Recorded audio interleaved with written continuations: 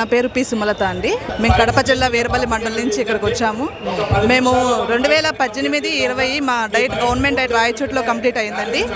20 నుంచి 2025 వరకు మాకు ఎటువంటి నోటిఫికేషన్ లేదు. 2021లో టెట్ రాసాము, బట్ ఆ తర్వాత మాకు నోటిఫికేషన్ ఇస్తామన్నారు, ఇవ్వలేదు. 5 ఇయర్స్ వెయిట్ చేశాము. సో మళ్ళీ టెట్ టీడీపీ గవర్నమెంట్ వచ్చిన తర్వాత మాకు టెట్ పెట్టారు. టెట్ తర్వాత వెంటనే డిఎస్సి కండక్ట్ చేశారు. చాలా కోట్ల కేసులు జరిగాయి, హీరింగ్ అవుతుంది. మాకైతే నమ్మకం లేదు, కానీ గవర్నమెంట్ ఎంతో పారదర్శకంగా, మేము ఒక మిడిల్ క్లాస్ ఫ్యామిలీ అండి, మాకు ఏం జరుగుతుందని మాకు తెలియదు. బట్ 90 డేస్లో టీడీపీ గవర్నమెంట్ చాలా క్లియర్గా మాకు జాబ్స్ ఇచ్చారు, మెరిట్లో తీసుకున్నారు. కౌన్సిలింగ్ కూడా అండి చాలా పారదర్శకంగా మా ముందరే జరిగింది. ఏ ఆన్లైన్ వెబ్ ఆప్షన్స్ లేకుండా మమ్మల్ని పిలిచి మాకు నచ్చిన స్కూలే మేము ఏదైతే సెలెక్ట్ చేసుకున్నాం అదే ఇచ్చారు. కానీ జాబ్ వచ్చి హ్యాపీగా ఉన్న మూమెంట్లో మళ్ళీ నిరాహార దీక్షలని మమ్మల్ని చాలా డిస్టర్బ్ చేస్తున్నారు. స్కూల్లో మేము చేయాల్సిన కర్తవ్యాన్ని మమ్మల్ని నిర్వర్తించడం లేదు. సో ఆ న్యాయం కోసం మేము ఇక్కడి వరకు రావడం జరిగింది. ఒకటే అండి, వీళ్ళు ఏది రేస్ చేస్తున్నారంటే స్పోర్ట్స్ కోటాని రేస్ చేస్తున్నారు. బట్ మొన్న హైకోర్టు స్టే కూడా ఇచ్చింది, అందరికీ తెలుసు. స్పోర్ట్స్ కోటా క్యాండిడేట్స్కి లేని ప్రాబ్లం మీకేంటని క్వశ్చన్ చేస్తున్నారు. అది కూడా క్లియర్ కట్గా చెప్పారు. బట్ మళ్ళీ ఎంత మూర్ఖత్వంగా ఉన్నారంటే మళ్ళీ రిలేట్ చేయడం, మళ్ళీ నిరాహార దీక్షలు చేయడం. దీనివల్ల ప్రాబ్లమ్స్ స్టూడెంట్స్కి వస్తుంది, మాకు వస్తుంది. మాది కడప జిల్లా అండి. మార్నింగ్ 4 లేసి ఇక్కడ వచ్చామంటే నెక్స్ట్ మా సిచ్యువేషన్ అంటే మా జాబ్స్ పోతాయని కాదు, మేము స్కూల్స్ నుంచి వచ్చేస్తే ఆ పిల్లల ఫ్యూచర్ కూడా ప్రాబ్లం అయిపోతుంది. ఇన్ని సంవత్సరాలు నోటిఫికేషన్ ఇచ్చారని మేము ఇంత హ్యాపీగా ఫీల్ అయ్యి ఎంతో కష్టపడి చదివి మెరిట్ ద్వారా ఇక్కడికి వచ్చిన తర్వాత మళ్ళీ ఫ్రాడ్ అని చెప్తుంటే మాకే బాధ వేస్తుంది, మా పేరెంట్స్కు బాధ వేస్తుంది. ఏంటిది అని అందుకే ఇంత ఎర్లీ మార్నింగ్ లేసి ఇక్కడ రావడం జరిగింది. సో ఇలాంటివి ఇంకా నుంచన్న గవర్నమెంట్ దృష్టిలో పెట్టుకొని, ఇలా పోటీలు కాదండి, పాలిటిక్స్ కాదు, పిల్లల ఫ్యూచరు, వాళ్ళ నెక్స్ట్ జనరేషన్ కూడా నేర్చుకోకూడదు. ఇలాంటివన్నీ మానుకొని టీచర్లకు ఇవ్వాల్సిన గౌరవం ఇస్తే పిల్లలు హ్యాపీగా ఫ్యూచర్లో బాగుంటారని మా ఉద్దేశం. ఎటువంటి ఫ్రాడ్స్ అయితే జరగలేదండి. ఎందుకంటే ప్రతి ఒక్క స్టెప్లో మేమున్నాము. మాకు కాల్ లెటర్ వచ్చిన తర్వాత కూడా అక్కడ మెన్షన్ చేశారండి, మీకు కన్ఫర్మ్ జాబ్ లేదు, బట్ మీరు వచ్చారు, తర్వాత మేము ఇంటిమేట్ చేస్తామండి. కాల్ లెటర్ కింద క్లారిటీగా ఇచ్చారండి, కాల్ లెటర్ వచ్చిందని మీరు కన్ఫర్మేషన్ కాదండి. సో మీరు కాల్ లెటర్ చూసుకున్నా కూడా వినండి, చూడండి కింద అని ప్రెస్ నోట్లో ఇచ్చారు క్లియర్గా. సో మేము అందుకు తర్వాత సెలక్షన్ లిస్ట్ వచ్చిన తర్వాతే మాకు కన్ఫర్మేషన్ చేసుకున్నాము. కానీ ఈ మధ్యలో మేము ఇవన్నీ రూమర్స్ వింటున్నాము. సో అందుకే మేము ఈరోజు ఇంత దూరం రావడం జరిగిందండి. సార్ మేము ఒక్కటే చెప్తున్నామండి, టీచర్ అంటేనే ఒక వృత్తిపరమైన గౌరవపరమైన జీవితాన్ని మలిచే వృత్తి.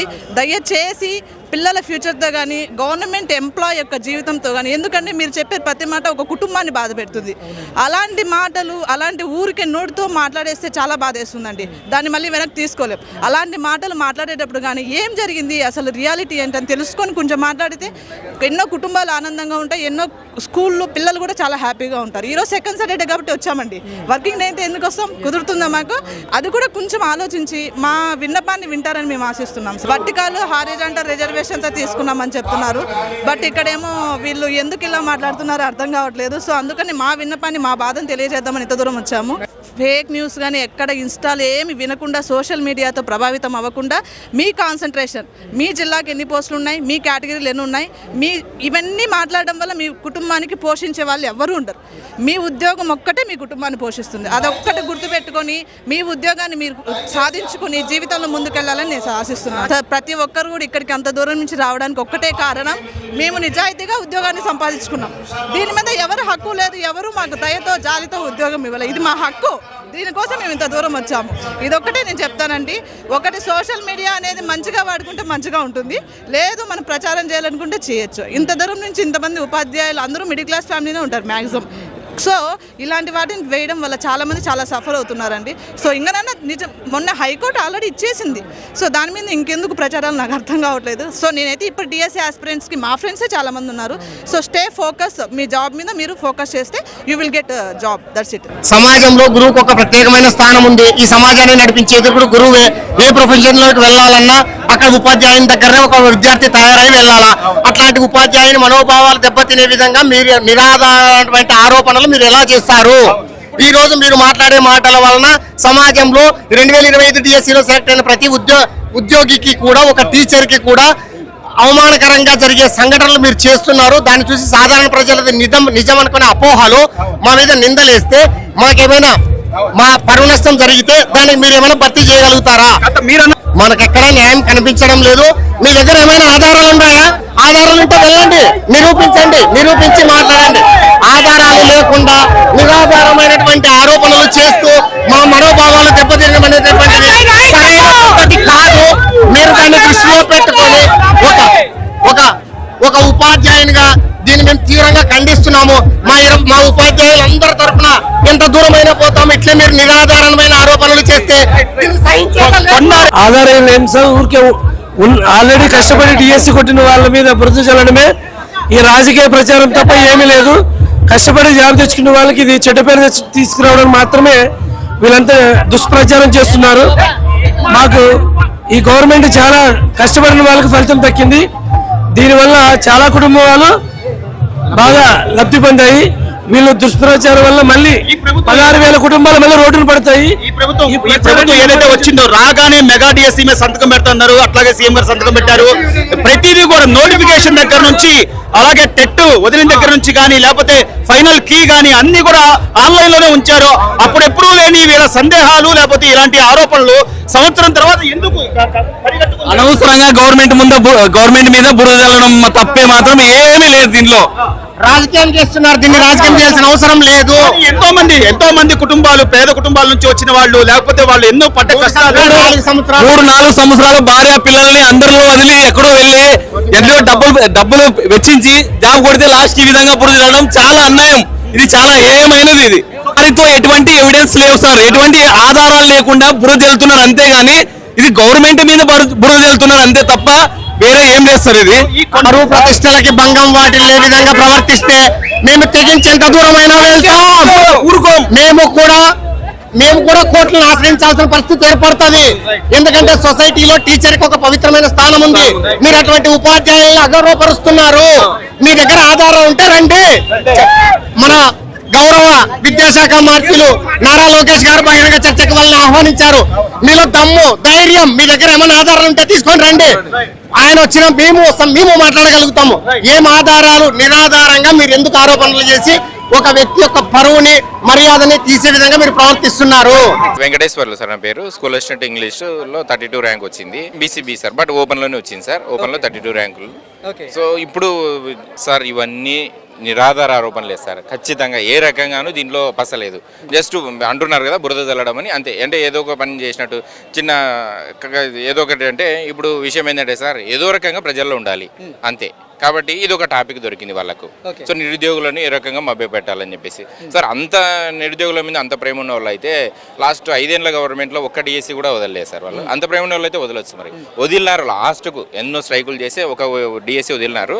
ప్లస్ దాంట్లో కూడా మళ్ళీ అరకొర పోస్టులు ప్లస్ అప్రెంటిషిప్ ఇస్తాము అంటే మళ్ళీ తిరిగి సచివాలయం ఎంప్లాయీస్ మాదిరి ఇంత మినిమం శాలరీకి చేయాలి. ఈ రకంగా కండిషన్స్, ఎన్నో కండిషన్స్. సరే ఏదైనా ప్రభుత్వ ఉద్యోగం అయితే చాలా ఉండేటట్టు కొన్ని వేల మంది సార్, లక్షల మంది అభ్యర్థులు హాస్టల్స్లో అన్నింటినీ వదిలేసి, ఫ్యామిలీస్ని వదిలేసి పోయి హాస్టల్స్లో ఉండి చదువుకొని ఎంత కష్టపడితే తిరిగి డిఎస్సీ అనేది లేకుండా చేతులు దులుపుకున్నారు సార్. మళ్ళీ సరే వచ్చింది మొత్తానికి సార్. చంద్రబాబు నాయుడు అంటే డిఎస్సీ సార్, డిఎస్సీ అంటే చంద్రబాబు నాయుడు. గత చరిత్ర చూసుకుంటే కూడా ఇదే చెప్తుంది. సో సారు నమ్మి మేమందరం నిరుద్యోగులందరం సార్ను ఓటేసినాము, సార్ని ఎన్నుకున్నాము. తొలి సంతకమే సార్ డిఎస్సీ సార్ చేసినాడు సార్. సార్ ఇదంతా అవగాహన లేని సార్, అవగాహన లేమే అని చెప్తాను నేనైతే. ఎందుకంటే వాళ్ళ హారిజంటల్ రిజర్వేషన్ దాని గురించి క్లియర్గా తెలుసుకుంటే ఏ రకంగానూ ఉండదు సార్. దీంట్లో ఏ రకంగానూ అవకతవకలు జరగలేదు సార్. అవకతవకలు జరిగితే మాకందరికి ఉద్యోగాలు రావు సార్. ఇప్పుడు నా 32 ర్యాంకు ఓపెన్లో వచ్చింది, మెరిట్ రేస్ చూసుకున్న అంతా వచ్చింది. అవకతవకలు జరిగింటే ఎవరికో వచ్చేవాళ్ళవి. ఇప్పుడు మేమందరం ఈ రకంగా ఇక్కడ కలిసే వాళ్ళ అవకాశమే ఉండేది కాదు. సో ఏ రకంగా అవకాశం లేదు సార్. అవకతవకలకు అవకాశం లేదు. ఖచ్చితంగా అమలైంది సార్. హారిజంటల్ విధానం అమలైంది, ఖచ్చితంగా అమలైంది. దాని ప్రకారమే జాబ్స్ కూడా చాలా మందికి వచ్చాయి సార్. నాకు తెలిసినంత వరకు చెప్తాను సార్. సపోజ్ ఇప్పుడు ఓపెన్లో ఒక 10 పోస్టులు ఉన్నాయనుకోండి, లేడీస్కి 33% ప్రకారం 3 పోస్టులు ఉంటాయి సార్ వాళ్ళకు.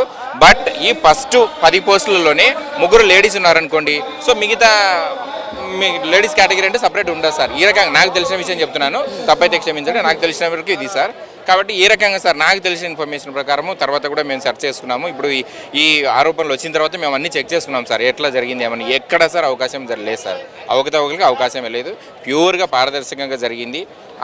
అదే నమ్మకంతో ఇప్పుడు మళ్ళీ కొత్త డిఎస్సీ కూడా ఇస్తున్నారు సార్. సార్ మా సపోర్ట్ ఎప్పుడు కూడా గవర్నమెంట్కి ఉంటుంది సార్. నా పేరు ముఖేష్ సార్. నేను 2025 మెగా డిఎస్సీలో సెలెక్ట్ అయినా సార్ ఎస్జిటిగా. కృష్ణగిరి మండలం చిట్టాలో చేస్తున్నాను ప్రస్తుతం. మా ర్యాంక్ వచ్చేసి 438 సార్.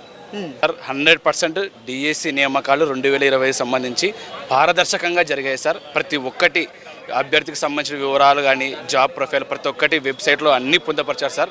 ప్రతి ఒక్కటి గవర్నమెంట్ అందరి ముందర పెట్టే ఈ నియామకం చేపట్టింది సార్. సార్ ఒక పొలం అన్న తర్వాత కలుపు మొక్కలు ఖచ్చితంగా ఉంటాయి సార్. ఆ కలుపు మొక్కలు మిగతా పార్టీ వాళ్ళు దుష్ప్రచారం చేస్తున్నారు సార్. ఇది చాలా అన్యాయం సార్. వాళ్ళు అట్లా మాట్లాడడం. ఎంతో కష్టపడి బడుగు బలహీన వర్గాలు రాత్రింబగలు గత 5 సంవత్సరాలుగా ఎటువంటి డిఎస్సి లేకున్నాం సార్. ఈ గవర్నమెంట్ ఈ డిఎస్సి ఇచ్చినందువలన ఎంతో మంది జీవితాలు బాగుపడ్డాయి సార్.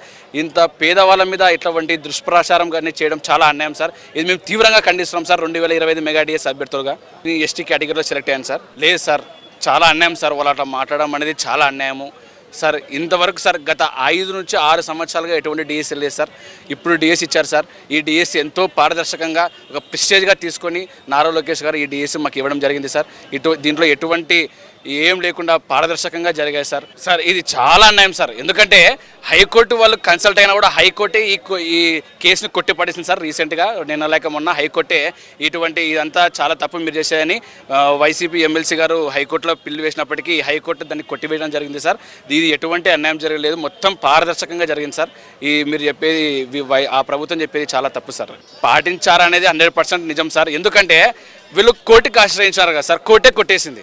మేము దాన్ని బలంగా నమ్ముతాం సార్. ఇప్పుడు న్యాయ వ్యవస్థ చట్టం ఎవరికి చుట్టం కాదు కదా సార్. చట్టం ముందు అందరూ సమానులే. చట్టం ఏం చెప్పింది దాన్ని ఫాలో అవుదాం సార్. చట్టం వాళ్ళు కోర్టును ఆశ్రయించినారు. కోర్టు ఏం చెప్పింది ఆ కేసును కొట్టివేసింది. దీన్ని బట్టి మీరు అర్థం చేసుకోవాలి సార్. జీవో నెంబర్ 77 100% అమలు చేస్తారు. హారిజాంటల్ విధానం ప్రకారం సుప్రీంకోర్టు గైడ్లైన్స్ ప్రకారమే ఇది అమలు చేసి మాకు నియామకం చేపట్టడం జరిగింది సార్.